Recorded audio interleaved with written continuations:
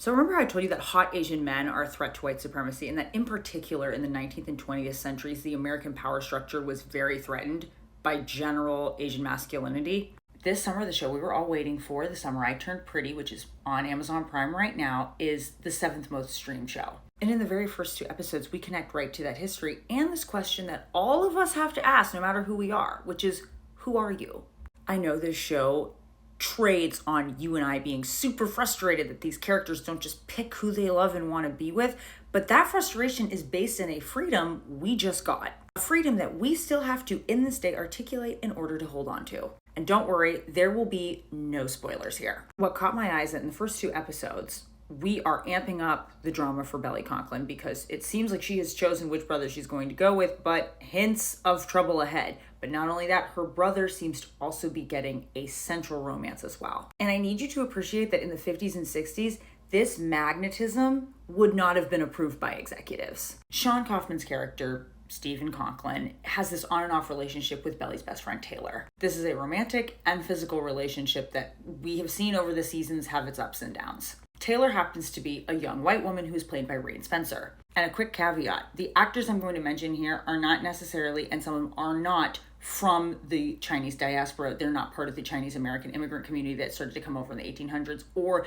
the people from South China who immigrated to the South.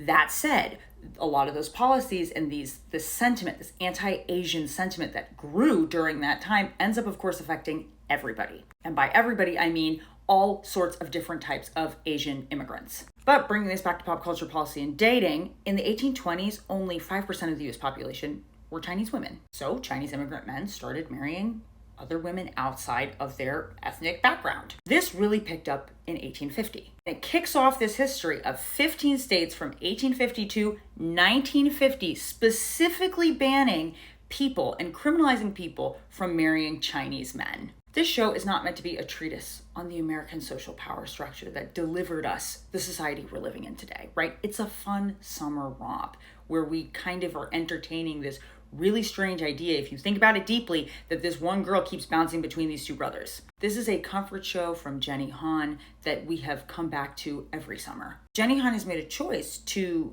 in her art, create a world that reflects some of the experiences she had as a Korean woman in America. And while the drama ends up centering on something that every one of us can connect to, because it is about what do you do with the life you have and the choices you have and how that can change what you're doing and how you kind of have to sometimes start to do that for yourself and not for these expectations that people have for you. There's something very powerful about the fact that you have this mixed family that's both European American and Asian American that is just existing.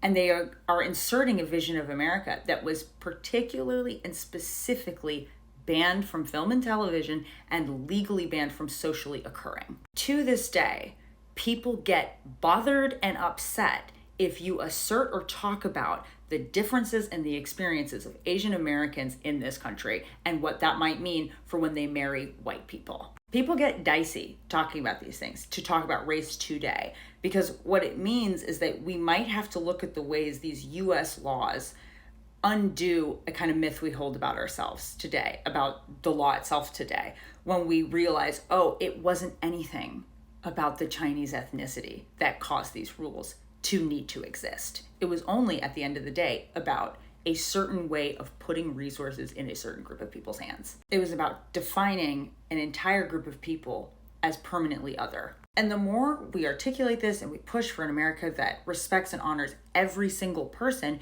you have people claiming that they want to go back to the good old days and they're sick of seeing these kind of stories be forced upon them, that it's woke. They want to go back to the days that James Hong remembers. One of the most prolific actors of our time with over 600 credits to his name. Days where this Minnesotan-born Asian American man could not find a job. James Hong would find himself occasionally booking something and then being pushed out of the role for the most insane reasons. But he created a career out of thin air for himself, and he did what so many of us have to do, which is insist on who we are in spite of whatever story people are telling about us. Not only did he live out the rich complexity of his own humanity, he created lots of other artistic spaces where other Asian American actors could have a chance to express themselves. He found community with other people, they cast themselves in their own projects, and they took their shows on the road. He did this by insisting that he put himself in the running for what he knew he deserved. James Hahn's career is about rejecting the first American story he was told about himself in order to write his own. Film and television and various forms of mass media in America have long mirrored the anxieties certain people have about the sexuality of other people. Because if you can control that, you can also control the profit. And as easy as it is for people to go, oh, The Summer I Turned Pretty is a Taylor Swift girly pop situation, and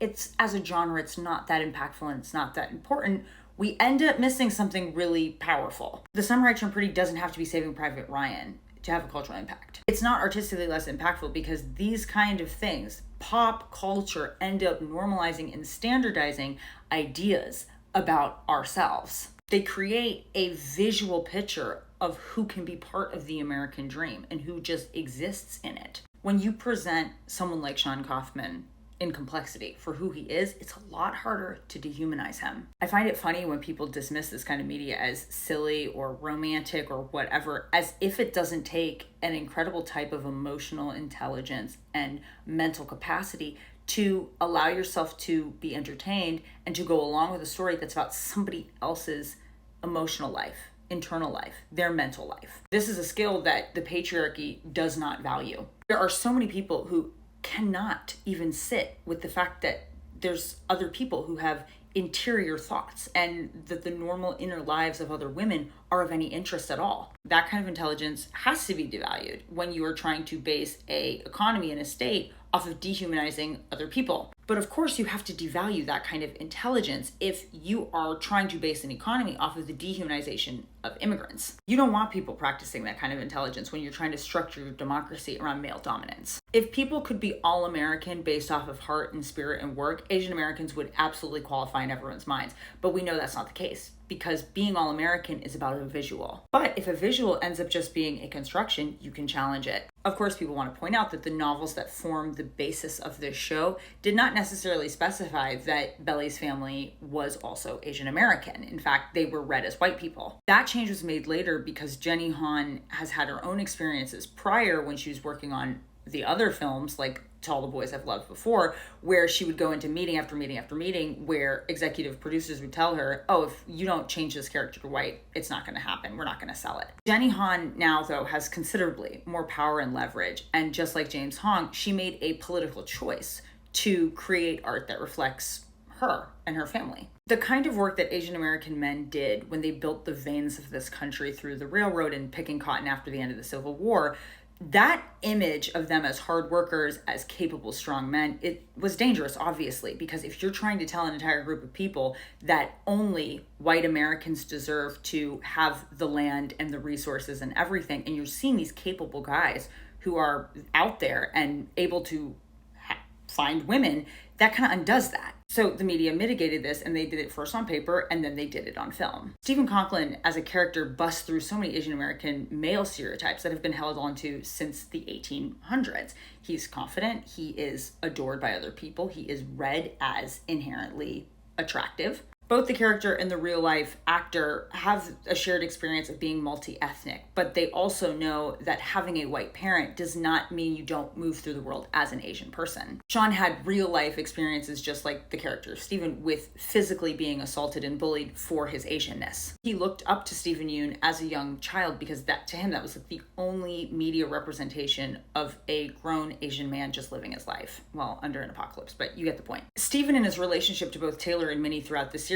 it doesn't have to be perfect. Stephen is desirable, he has agency, he can keep the money he owns as a finance intern, and the imperfections in his relationships are relatable. What people forget is that long before Hollywood started to emasculate and infantilize Asian men when they would depict them on screen in relationships with other women, is that in the 1850s, newspapers actually described the Chinese immigrant men as lustful and sensuous. That was supposed to mean that they were dangerous. The New York Tribune made it clear that it was their disposition, and that was a threat.